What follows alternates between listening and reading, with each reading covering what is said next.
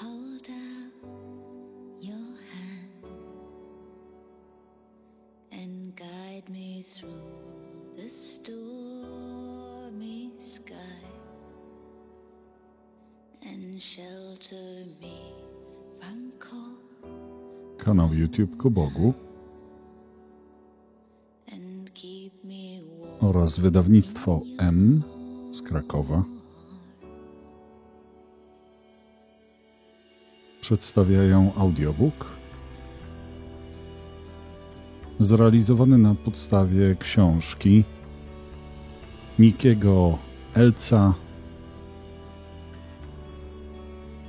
zatytułowane Uwolnijcie nas stąd. O duszach czyśćcowych z Marią Simą rozmawia Nicky Eltz. Produkcja i realizacja kanał YouTube Ku Bogu. Czytają Magdalena Woźniak oraz Igor Nadolski. Książka dedykowana z miłością dla wszystkich, którzy jeszcze nie doświadczyli Bożej miłości. Rozdział 1. Niedziela w Austrii. Kierując się na zachód przez tunel Arlberg, po krótkim czasie wjeżdżam na kolejną autostradę w kierunku Feldkirch i najbardziej wysuniętej na zachód austriackiej prowincji Vorarlberg. Gdyby mój cel podróży znajdował się jeszcze dalej, wkrótce przekraczałbym granicę szwajcarską lub księstwa Liechtensteinu. Ja jednak, natrafiwszy na oznaczenie zjazdu kierującego mnie w stronę doliny Grosses Walser, zjeżdżam z autostrady tuż za Bludenz i kieruję się na północ po wiejskich drogach. Wkrótce samochód wspina się już po stromej i wąskiej serpentynie wzdłuż północno-zachodniej strony wspaniałej Doliny Alpejskiej. Droga wije się wokół świerków, ogrodzona od góry barierkami antylawinowymi. Przy każdym większym zakręcie lub podjeździe zamknięte skrzynki ze splitem, mieszanką piasku i soli. Również przypominają mi o ostrych zimach, którym muszą stawiać czoła rolnicy na tej wysokości. Ponieważ jest wczesna wiosna, śnieg już stopniał, ale widać jeszcze ślady niedawnej erozji wywołanej przez masy wody, które spłynęły z tych gór w ciągu ostatnich kilku tygodni. Każda wioska, przez którą przejeżdżam, ma w swoim centrum kościół, ozdobiony wysoką wieżą o prostych bokach lub przysadzistą wieżą o kolorze rdzawej cebuli. Po obu stronach doliny widać cynamonowe krowy, niektóre z nich z dużymi dzwonkami, przytulone do stoku i przeżuwające młodą trawę. Pnę się coraz wyżej, coraz głębiej w góry. Mieszkańcy miast opowiadają czasem, że ludzie stąd pochodzący nie są w stanie zmienić miejsca zamieszkania i przeprowadzić się do płaskiej doliny, ponieważ mają jedną nogę o wiele dłuższą od drugiej.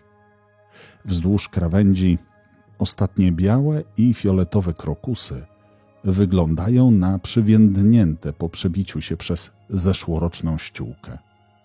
W oddali widać gładkie, zielone od porostów łąki, ukoronowane szczytami z piaskowca lub granitu, których ocienione zbocza jeszcze pokryte są śniegiem. Pnę się jeszcze wyżej, doceniając dobrze zaprojektowane przez austriackich inżynierów drogi.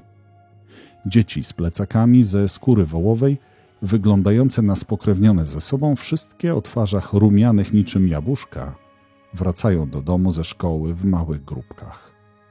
Jeszcze wyżej jest położona następna wioska. Drogowskaz informuje. Sonntag. Sonntag, czyli niedziela. Oto nazwa austriackiej wioski. Tutaj wykonuje karkołomny skręt w lewo w stronę kościoła. Ten ostatni odcinek drogi jest tak stromy, że wymaga użycia jedynki, chociaż nie ma żadnego znaku informującego o pierwszeństwie. Domyślam się, że spotkanie z jakimkolwiek innym pojazdem byłoby nie lada przygodą. Droga wije się wokół muru cmentarnego i jeszcze wyżej jakby we wgłębieniu zbocza, usytuowany jest wygodny dom typu letniskowego. To dom Marii Simme. Zadzwoniwszy do drzwi wejściowych, wkrótce słyszę chropowaty, ale ciepły i przyjazny głos wołający: Ja kommen Sie nur rauf. Tak, proszę wejść na górę. Wspinam się po stromych schodkach do werandy, która jest położona naprzeciw szczytu wieży kościelnej. Maria jest niska i przesadzista. Nosi przylegającą do głowy kolorową chustę, a za okularami krystaliczna jasność i głębia jej niebieskich oczu zdradza natychmiast, że te oczy wiele już widziały w trakcie 83 lat jej życia. Na drzwiach wejściowych wisi duży rzeźbiony napis z rymowaną informacją. Ktokolwiek pragnie coś tu skrytykować lub poprawiać, niech nie wchodzi do mojego domu, albowiem w tym życiu każdy musi dbać o własne sprawy. Wchodząc od strony nasłonecznionego balkonu, Maria prowadzi mnie przez wąski i zastawiony sprzętami korytarzyk do jej pokoju w tylnej części domu. Tam oferuje mi skrzypiący fotel i sama zasiada z lekkim westchnieniem. Gdziekolwiek popatrzę, są tam obrazy lub rzeźby przedstawiające Maryję Dziewicę, świętego Michała Archanioła i świętego Józefa i jest przynajmniej jeden krzyż w każdym zakątku. W czasie, gdy gawędzimy o wspaniałej pogodzie i licznych doniczkach znajdujących się na werandzie, w których Maria hoduje kwiaty i przyprawy na sprzedaż, ja ustawiam dyktafon. W powietrzu unosi się domowy zapach kuchni i kur, który gdakanie słyszałem od strony piwnicy, gdy wyszedłem z samochodu. Gdy dyktafon jest już gotowy, dokładam wszelkich starań, by wyjaśnić Marii, że mam zamiar nagrywać naszą rozmowę i pokazuję jej mały mikrofon, który zawiesiłem między nami. Pytam się jej, czy wyraża na to zgodę. O tak, zgadzam się, ale w czasie naszej rozmowy będę miała zajęte ręce. Czy pan się zgadza? Pochyla się i wyciąga 2 otwarte pudła spod stołu, umieszczając je przed sobą. Wygląda na to, że w środku są pióra. Oczywiście, ale proszę mi powiedzieć, co pani z tym robi. To są kacze pióra. Ja wyciągam z nich puch. Wie pan, kiedy mam już wystarczająco dużo, sprzedaję ten puch fabryce poduszek w Dolinie. Tutejsi rolnicy przynoszą mi drób. Ja zajmuję się ubojem oraz patroszeniem i w zamian rolnicy pozwalają mi zatrzymać wnętrzności i pióra. Gotuję i jem wnętrzności, a pierze sprzedaję. To jest dobra praca na czas, gdy rozmawiam z ludźmi. Niezależnie od tego, jak długo trwa rozmowa. A na podstawie tego, co pan mi powiedział, to ta rozmowa może zająć dłuższą chwilę. Tak, rzeczywiście. Mam wiele pytań. Będziemy rozmawiać dopóki jedno z nas się nie zmęczy. Czy pani się na to zgadza? Oczywiście. Przede wszystkim chciałbym podziękować pani za ofiarowany czas. Jestem pewien, że na przestrzeni lat już wielu ludzi przychodziło, by przeprowadzać wywiad. Tak, to prawda. Ale ja chętnie to robię, ponieważ wiem, że wielu ludzi zbliżyło się do Boga przez to, co im mówię. Tak więc proszę zaczynać. Odpowiem na wszystko najlepiej, jak tylko potrafię. Rozdział 2. Pochodzenie Marii. Czy mogłaby mi pani trochę powiedzieć na temat swojego dzieciństwa i młodości? 3 razy chciałam wstąpić do klasztoru. Już jako dziecko oświadczyłam mamie, że nie wyjdę za mąż. Odpowiedziała mi na to: poczekaj, jak już będziesz miała 20 lat, wtedy cię zapytam. Nie, mamo, tak nie będzie, odpowiedziałam, to już postanowione. Albo pójdę do zakonu, albo zdobędę pracę gdzieś indziej na świecie, by pomagać innym. To moja mama była osobą, która zawsze bardzo dbała o dusze czyśćcowe, a ja dużo dla nich robiłam jeszcze w wieku szkolnym. Później, najzwyczajniej w świecie zdecydowałam, że zrobię dla nich wszystko. W związku z tym, gdy skończyłam szkołę, pomyślałam, dobrze, wstąpię do zakonu. Może tego chce ode mnie Bóg. Tak więc w wieku 17 lat wstąpiłam do Zgromadzenia Serca Pana Jezusa w Hall w Tyrolu.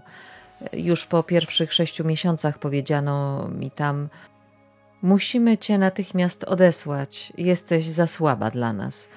Widzi pan, w wieku 8 lat przeszłam zapalenie opłucnej i płuc i przez to byłam nieco opóźniona w rozwoju fizycznym. Po roku musiałam stamtąd odejść, ale przynajmniej matka przełożona powiedziała mi: jestem pewna, że masz powołanie do zakonu, ale poczekaj 2 albo 3 lata, aż się wzmocnisz i wtedy wstąp do jakiegoś łatwiejszego zakonu, może nawet klauzurowego. Od tego momentu mówiłam sobie: zakon klauzurowy albo żaden. Nie będę czekała, chcę wstąpić natychmiast. Drugie zgromadzenie znajdowało się w Talbach, obok Bregenz, i były to dominikanki. Już po 8 dniach powiedziano mi tam: jesteś dla nas o wiele za słaba, musisz ponownie opuścić zakon. Potem usłyszałam o siostrach misjonarkach. Tak, pragnę właśnie misji, to dlatego te 2 pierwsze zgromadzenia nie były dla mnie. Tak więc zapisałam się do sióstr franciszkanek w Gossau w Szwajcarii. Tak, może pani do nas wstąpić, ale oczywiście musiałam im tam powiedzieć, że byłam uprzednio w 2 zgromadzeniach i oba mnie odesłały. Z tego powodu przeznaczyli mnie tam do najcięższych prac. Inne postulantki mnie pytały: czemu robisz to sama? My nie dałybyśmy rady. Zobaczycie same, Pan mi pomoże. Co mi tam? Zrobię wszystko, co tylko mi każą. Wtem jednego dnia powiedziano mi: dziś możesz tu zostać i wykonać jakąś lekką pracę. Pomyślałam sobie, albo muszę stąd odejść, albo uznali, że jednak podołam zadaniu. Kiedy przełożona postulatu zeszła do mnie po schodach, popatrzyła na mnie z taką litością, że od razu wiedziałam: ojej, muszę wracać do domu. Podchodzi do mnie i mówi: muszę ci coś oznajmić. Tak, wiem. Znowu zostaję odesłana. Skąd to wiesz? Zorientowałam się, tylko patrząc na siostrę. Tak, jesteś dla nas za słaba. Wtedy zdecydowałam: jeśli nie mogę nawet tutaj pozostać, to już nie wstąpię do żadnego innego zakonu. Czyli to nie jest wolą Bożą, bym wstąpiła do zakonu. Muszę przyznać, że od tej chwili moja dusza bardzo cierpiała. Byłam niecierpliwa. Oznajmiłam Bogu: hola, Panie Boże, to będzie Twoja wina, jeśli nie spełnię Twojej woli. Nie wiedziałam wtedy, że nie naszą rzeczą jest żądać od Niego cudów. Byłam jeszcze młoda. Myślałam, że Bóg próbował mi pokazać, czego ode mnie chce, ale ja tego nie dostrzegałam. Cały czas oczekiwałam, że znajdę napisany przez Niego list gdzieś pod kopką siana. Powiedziała pani, że mama bardzo dbała o dusze czyśćcowe. Kim są dusze czyśćcowe i co ma pani na myśli, mówiąc, że mama bardzo o nie dbała? Dusze czyśćcowe są duszami zmarłych, którzy jeszcze nie dotarli do nieba. Duszami, które są jeszcze w czyśćcu, w innych zakątkach świata. Nazywają je świętymi lub wybranymi i te terminy są bardziej poprawne z punktu widzenia Biblii niż dusze czyśćcowe. Niemniej jednak określenie biedne jest również poprawne, ponieważ zależą one od nas w 100%, a ubodzy są rzeczywiście zależni od innych. Ale wracając do Pana pytania, moja matka modliła się dużo w ich intencji, ofiarowywała im wiele uczynków miłości i zawsze miała dla nich szczególne miejsce w swoim sercu. Zawsze mówiła nam, dzieciom, że jeżeli kiedykolwiek potrzebowalibyśmy jakiejś pomocy, to powinniśmy powierzyć tę sprawę duszom czyśćcowym, gdyż one są najwdzięczniejszymi pomocnikami. Moja mama była również bardzo związana z ojcem Wianejem, proboszczem z Ars, i często do Ars pielgrzymowała. Dziś jestem pewna, że moja mama musiała również doświadczać obecności dusz w jakiś sposób, ale trzymała to w tajemnicy przed dziećmi. Gdy moje doświadczenia zaczęły się w 1940 roku, szybko się zorientowałam, że tego właśnie chciał ode mnie Bóg. Pierwsza dusza przyszła do mnie, gdy miałam 25 lat. Zanim to nastąpiło, Pan pozwolił mi nieco poczekać. Mówi pani, że odwiedziła panią dusza zmarłego. Czy chodzi o to, że fizycznie weszła do pokoju, by się z panią rozmówić? Tak, i obecnie też to tak wygląda. Od 1940 roku, gdy te doświadczenia się zaczęły, do roku 1953 tylko 2 lub 3 przychodziły do mnie w ciągu roku. W większości przypadków w listopadzie.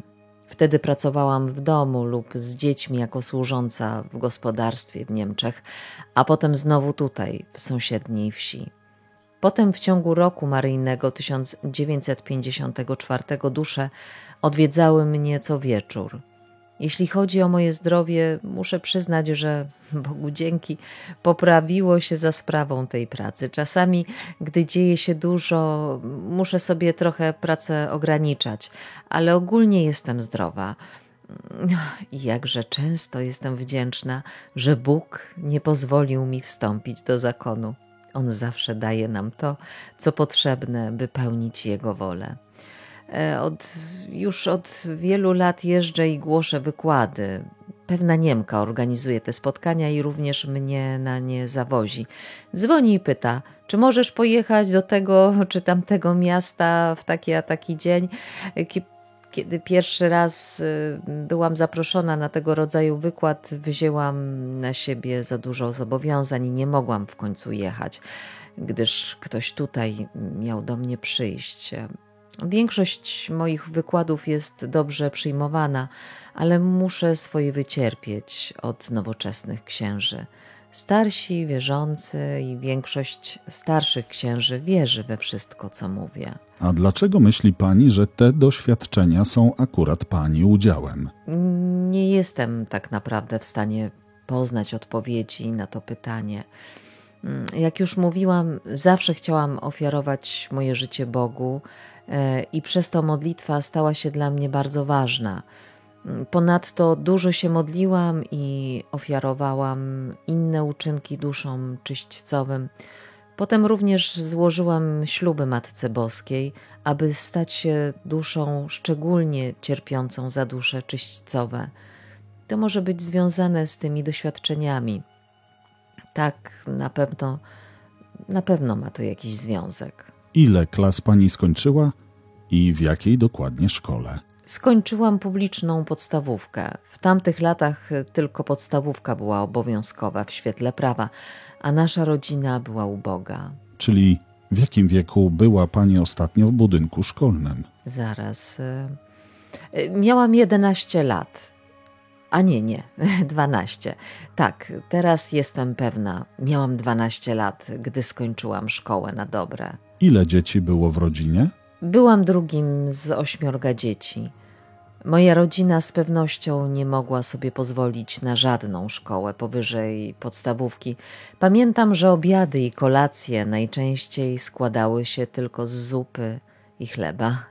Pytam panią o wykształcenie, ponieważ sądzę, że warto zorientować się, skąd pochodzą pani odpowiedzi. Czy pochodzą od dusz czyśćcowych, czyli z zaświatów?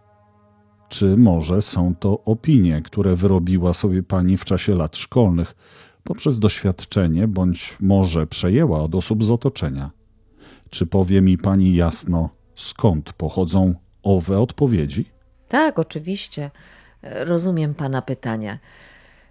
Całe moje życie toczy się wokół moich szczególnych doświadczeń, ale pana pytanie jest uzasadnione. Jeśli powiem, dusze czyśćcowe powiedziały, to właśnie tak jest.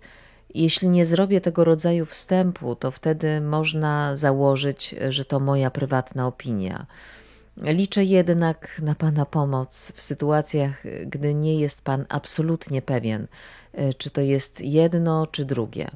Czasem mogę przeoczyć ten wstęp, ponieważ obecnie spotykam się z duszami średnio 3 razy w tygodniu i to są, można powiedzieć, moje najbardziej regularne spotkania.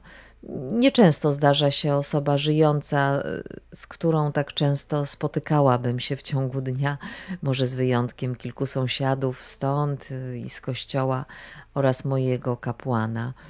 Żyję tutaj samotnie i większość moich gości przybywających z nazwiskami, pytaniami lub intencjami wymagającymi modlitwy lub innej pomocy przyjeżdża z daleka. Czyli mogę założyć, że z powodu podstawowego wykształcenia i skromnego, prostego oraz dość odosobnionego życia to wszystko, co pani opowiada, jest w większości oparte na tym, co te odwiedzające dusze pani powiedziały? Tak, zgadza się, może pan.